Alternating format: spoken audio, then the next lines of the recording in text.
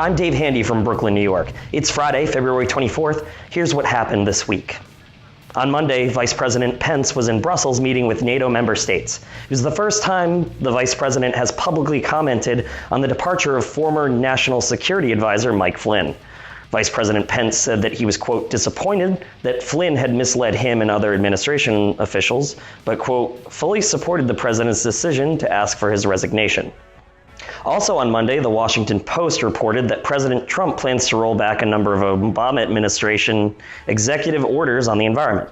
I previously detailed the predictable attack on environmental regulations like the Water of the U.S. rule for the new progressive. The report also states the administration intends to lift a moratorium on federal coal leasing on Bureau of Land Management lands. And if that weren't enough to start the week, news came Monday of Simon & Schuster dropping their book deal with Milo Yiannopoulos, the controversial senior editor at Breitbart. Tapes emerged over the weekend of Milo making light of pedophilia and his own sexual interactions as a boy with a Catholic priest. Yikes. In the wake of these revelations, Milo resigned his post at Breitbart on Tuesday.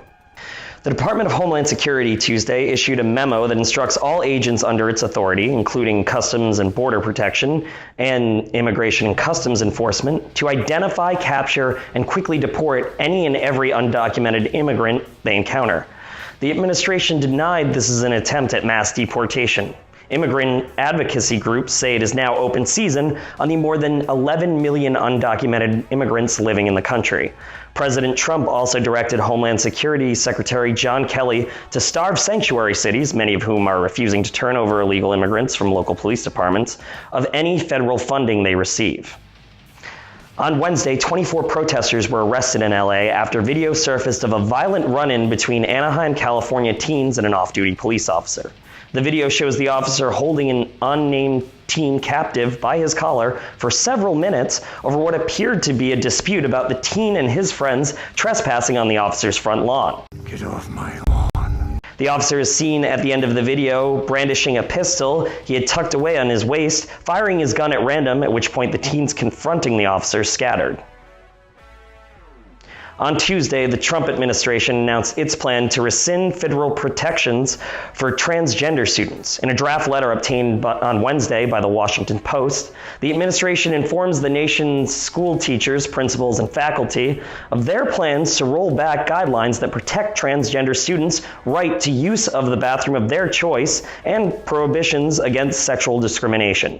The guidelines became policy under President Obama. In response, Mara Kesling, executive director of the National Center for Transgender Equality, said, quote, "This is a mean-spirited attack on hundreds of thousands of students who simply want to be true to themselves and treated with dignity while attending school. These young people already face incredible hurdles in their pursuit of education and acceptance.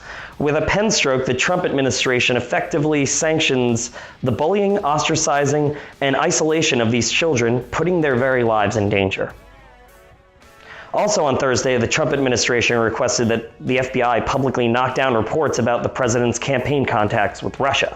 James Comey, the director of the FBI, declined Trump's request, refusing to comment on what is still an ongoing investigation at the Bureau.